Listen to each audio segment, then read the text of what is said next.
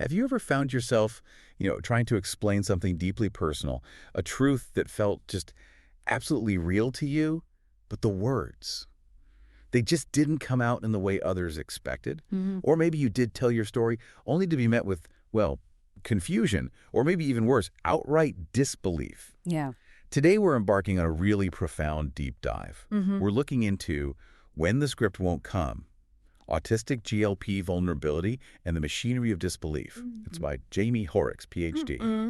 And it's this powerful reckoning with how the very systems, the ones designed to protect us, can actually spectacularly fail vulnerable individuals, especially those who communicate in ways that are often, well, profoundly misunderstood. What makes this piece so compelling, I think, is how Dr. Hoerricks weaves together this really deep personal narrative with just a piercing systemic critique. Our mission today, really, is to understand not just the individual experience of, enduring harm and disbelief, but how the structures of language and belief themselves, especially within legal or therapeutic settings, even just social contexts, how they can inadvertently silence, even invalidate vulnerable voices.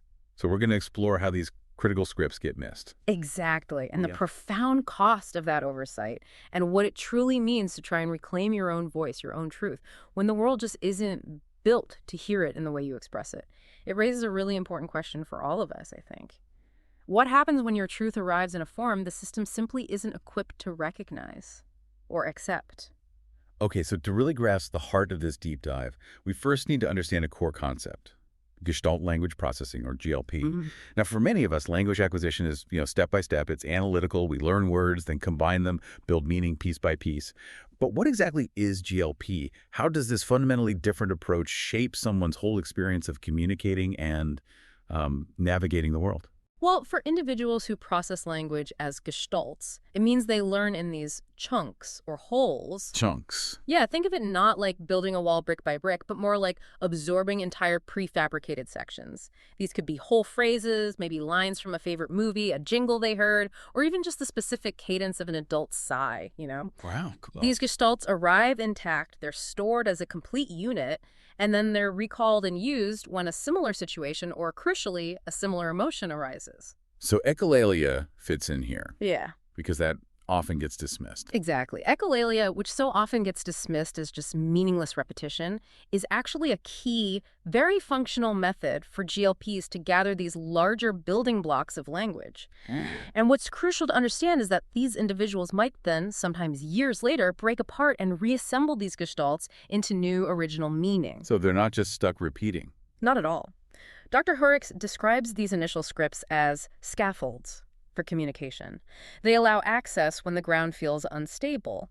But, and this is a really vital point she makes, scaffolds are not houses. Right. They provide support, absolutely, but they don't provide that neat, chronological, step-by-step narrative that many adults just instinctively expect when they ask for a story or an explanation. So it's not a failure of memory then, or like a lack of words. Yeah. It's more this profound fidelity to how the experience was first held, often as these vivid, emotional, multisensory gestalts. Right. This nonlinear, almost mosaic-like memory seems absolutely crucial to understanding the challenges that can follow. Exactly right. It's about a completely different architecture of memory and language. Which brings us directly to Dr. Hoerricks' incredibly brave and really moving personal account, which is so central to her piece. She describes walking this road I still walk in my sleep, remembering her early world through tones, textures, the geometry of rooms and exits, absorbing whole scenes all at once, no captions, no index. And then years later, seeking help, maybe in a clinic or a police station, she's met with these straight lines of questions. When did it start? What came next? And then what? You can just imagine the profound disconnect. Exactly. What happened when her own gestalts, these tone, touch, door, sky moments were offered instead? Well, each time she offered one of these gestalts, her truth, her lived experience, it was essentially recoded as disorder. Wow. It was interpreted as evasion. The system demanded this clear, linear narrative, like a logical staircase of events, right? But what she brought was a constellation, this rich collection of sensory impressions, emotional resonance, fragmented verbal echoes. Constellation. That's a powerful image. It is. She carried entire scenes inside her. The exact way curtains fell, the rhythm of footsteps she heard, the oppressive smell of smoke, words spoken as part of a whole experience, not as, discrete facts. And yet, Yet she was consistently told it was not enough. Her profound realization was, and this is heartbreaking, I always had language, just not the language they would accept. That communication gap, as Dr. Hoerricks powerfully reveals, it isn't just a challenge. It tragically creates this profound vulnerability. The essay goes on to vividly illustrate how child sexual abuse can be perpetrated through this very dynamic. Yes. She describes being 5 years old, and there's this invitation disguised as a puzzle. My car won't start. Would you like to help? And this seemingly innocuous request played directly into her known language of puzzles, her desire to be useful to solve problems. Her adoptive parents, trusting the neighbor, left her unsupervised.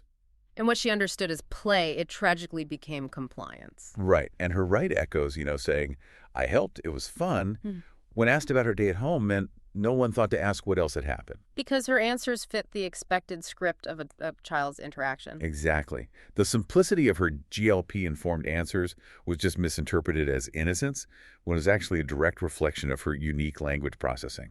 And this deeply personal narrative finds really a stark echo in broader research. There was a 2024 study by Dion and colleagues on child maltreatment. Okay. And it found that autistic children were significantly overrepresented in substantiated child protection cases. But here's the kicker. They often carried additional burdens like intellectual disability or ADHD, yet paradoxically, they had fewer prior investigations. Fewer. That seems counterintuitive. It does, doesn't it? It suggests this pattern of greater complexity, less oversight. It's a critical finding because it implies the system is somehow missing the early warning signs for these particularly vulnerable children. So the very traits that maybe should have signaled a need for more attention, more support, they instead just sank into the background noise of autism, misinterpreted as mere features of being different. Exactly. Her neighbor's seemingly benign attention was seen as mentoring. Her eagerness to help was framed as resilience. Her silences were just seen as typical autistic behavior. As Dr. Hoerricks states so poignantly, invisibility is the risk. It's not that these children aren't seen. No, it's that what is seen is profoundly misread. And this pattern of misinterpretation, sadly, continued into her adulthood. Unfortunately, yes. When she sought therapy later in life, she encountered these intake forms that felt like an impossible puzzle. They demanded a linear, analytical self-reflection she simply couldn't provide in that format. Right, because her mind didn't work that way. Precisely. So she'd guess at answers, trying desperately to navigate this test written in another language. Her attempts to communicate her fractured state, her trauma, they were met with a therapist whose eyes narrowed, shifting her perception from someone who was fractured, drowning, desperate, to someone who was suspect. Oh, no. Her incoherence was not read as struggle, it was read as intent, and the therapist's verdict, just chillingly, was drug-seeking behavior. That's a truly crucial moment in her story. She desperately needed help. She sought coherence, stability, words I could use, someone to help her shape the constellations in my mind into something that could be spoken. And instead, she was dismissed, pathologized, and actively harmed by the very system supposed to heal. Seeing how her truth was just systematically dismissed like that, it forces us to confront this machinery of disbelief, as she calls it. How deeply embedded is this, do you think? Not just in official settings, but maybe in our everyday interactions, too. Oh, it's incredibly pervasive. What Dr. Hoerricks uncovers is that disbelief isn't always, outright aggressive denial. Often it's something much more insidious. Like what? Like the slow mistranslation of need into pathology. It's the quiet assumption that incoherence signals manipulation, or just a simple refusal to imagine that the way a GLP mind speaks might be the only way it can, even when the story itself is true. Can you give an example? Sure. Imagine a child trying to tell you about a frightening experience, maybe using fragments from a cartoon they saw, or echoing a caregiver's distressed tone of voice they heard during the event. Okay. An adult expecting a straightforward, linear story might interpret that as the child not taking it seriously or maybe even making it up. Right, because it doesn't fit the expected script. Exactly. This gradual, often unintentional mistranslation creates this sort of thickened silence around the individual, and it gets further sanctioned by this bureaucratic certainty that their forms, their procedures, are the only valid way to get to the truth. It's almost a form of systemic gaslighting, often happening way before we even get to more overt movements like the false memory era she also discusses. It's really astonishing how this can become just woven into the very fabric of a system. Dr. Hoerricks clearly identifies these fundamental flaws in the architecture, as she puts it, of systems meant to protect. Can you walk us through what she calls the architecture of failure? Yes, she outlines three really critical flaws that contribute to the systemic failure.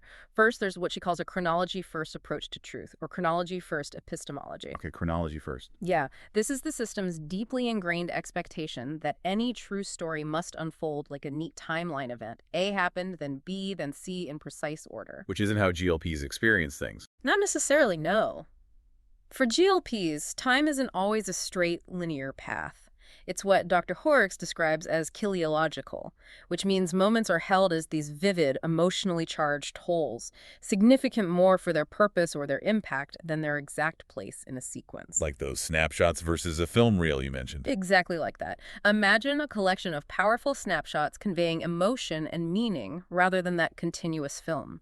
Forcing GLP individuals into purely chronological retellings can feel like a small fracture, like a rehearsal of someone else's logic, rather than an authentic expression of their truth. Okay, that makes a lot of sense. What's the second flaw? The second flaw is speech-centric credibility. Our systems often equate truth directly with voice, with words produced on demand, shaped into sentences that made sense to the listener. So anything else doesn't count? Pretty much. Anything else, a long silence, scripting using borrowed phrases, echolalia, gestures, even drawings, is often treated as avoidance or defiance. Echolalia, as we discussed, gets dismissed as just parroting, and that mosaic recall gets labeled confusion. The system, in her words, has no room for testimony that does not sound like its own voice. And the third flaw? The third critical flaw is what she terms pathology leakage. This is where every single sign of distress from an autistic individual gets reclassified as autism itself, instead of being seen as a valid response to trauma or an unmet need. So the reaction gets blamed on the autism, not the situation. Precisely. Meltdowns become behavioral problems, shutdowns are labeled non-cooperative, silence is categorized as poor social skills. Even genuine displays of empathy, if they look a bit different, can be reframed as odd effect. Wow. So the more visibly autistic someone is, the more they are treated as suspect, disordered, untrustworthy. It twists traits that should really call for care and understanding into evidence that somehow that care is undeserved. That sounds like a really deeply entrenched problem. And it sounds like it has historical roots that go far beyond just individual biases or misunderstandings. Absolutely. One might argue, though, that these systems, even though flawed, were maybe originally designed with some intent to protect or ensure veracity. Is there any aspect of that original intent we can salvage, or does the entire architecture really need rethinking? That's an excellent question, and it really speaks to the core of Dr. Hoerricks' critique.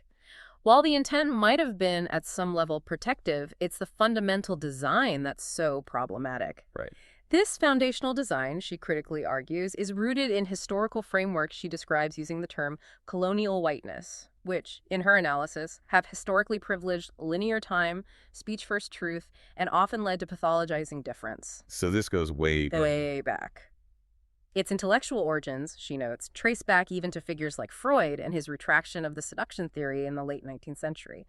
That was when he controversially chose to label many women's testimonies of abuse as fantasy rather than fact. Pivotal moment. Hugely pivotal. That decision, she argues, laid a foundation of disbelief that has continued to reproduce this sort of conquest at the level of mind and voice, turning genuine distress into disorder and authentic testimony into perceived incoherence. And the Dion study we mentioned, again, hints at this structural deafness, where greater distress in autistic children actually results in less recognition and intervention, not more. Given these really profound systemic failures, it's just natural to ask, what could have protected Dr. Hoerricks? And more importantly, what can protect GLPs today? The author does shift from critiquing the problem to proposing some powerful, actionable solutions drawn from her own extensive work and experience, right? Yes, she does. And her suggestions are indeed multifaceted and really rooted in practical change. First, she advocates strongly for a GLP-literate form of interviewing. What does that look like? It means radically rethinking how we gather testimony, understanding echolalia as potentially valid evidence, not just evasion. Encouraging storytelling through things like scene building, mapping, drawing, maybe even using preferred media like movie clips or songs. And crucially, accepting that nonlinear testimony is still truth. Okay, so changing the interview process. What about bigger changes? At a systemic level, it means policy changes that are sensitive to neurodivergent communication. Things like multi-session disclosure protocols, perhaps for autistic youth, giving them more time and space, maybe allowing permission for non-chronological affidavits that trained officers can then help recompose respectfully, and mandatory autism-literate reviews within systems to prevent mislabeling and misinterpretation of behavior. And what about support, like therapy? Critically, yes. It also means establishing care routes that honor GLP form, providing competent therapy where the pacing, the need for co-regulation, and the use of alternative outputs, whether that's visuals, borrowed lines, scripts, are validated and understood as genuine testimony rather than being dismissed or seen as problematic. It's clear she's not just identifying problems, but actively working to build these maps where none existed before. You mentioned she's authored books like No Place for Autism, Right. Holistic Language Instruction, Decolonizing Language Education. Absolutely. She's truly at the forefront of this crucial work. And her own journey of retroassembly, piecing her own memory back together through these shards, scenes, borrowed lines, that's what gave her back her voice. Right.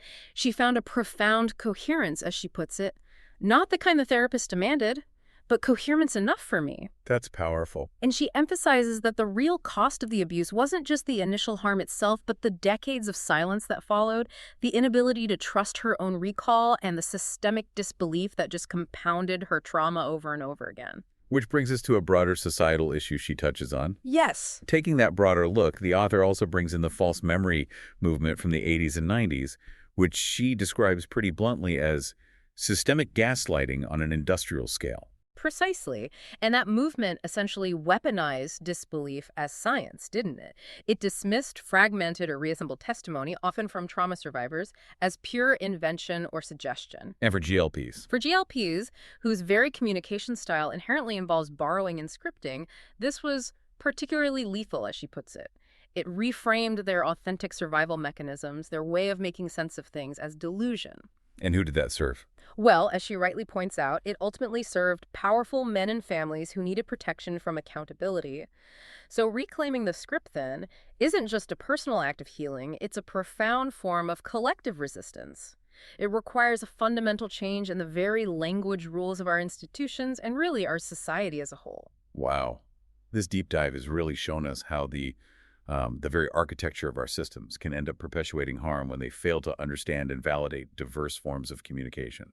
Dr. Hoerricks' journey is such a powerful testament to the resilience of the human spirit, isn't it? It really is. But it's also such a stark warning about the consequences of this institutional deafness and how critical it is for all of us to broaden our understanding of what truth and testimony can look like.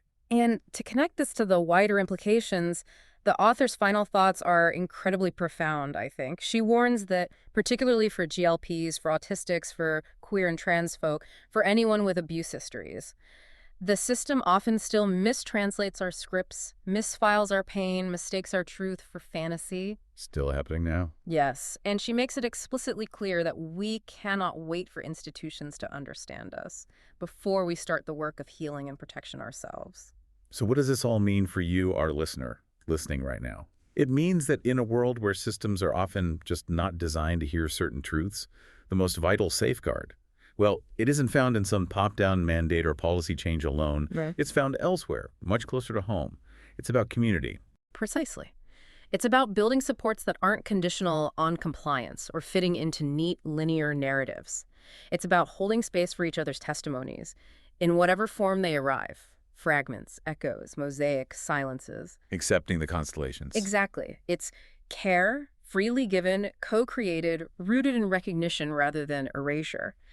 We have to learn to understand each other's unique ways of communicating, to trust each other's scripts, even when they seem unfamiliar, and to carry each other through the challenges. That, she insists, is ultimately how we survive. And that is how we truly begin to heal. That is a truly powerful call to action, isn't it? For empathy, for deeper listening, and for mutual understanding. This deep dive leaves us with the thought that while the system may be deeply flawed, maybe even broken in places, our capacity for solidarity, for truly hearing one another in all our diverse forms, that remains our most potent and perhaps most revolutionary tool. Definitely something profound to mull over until our next deep dive.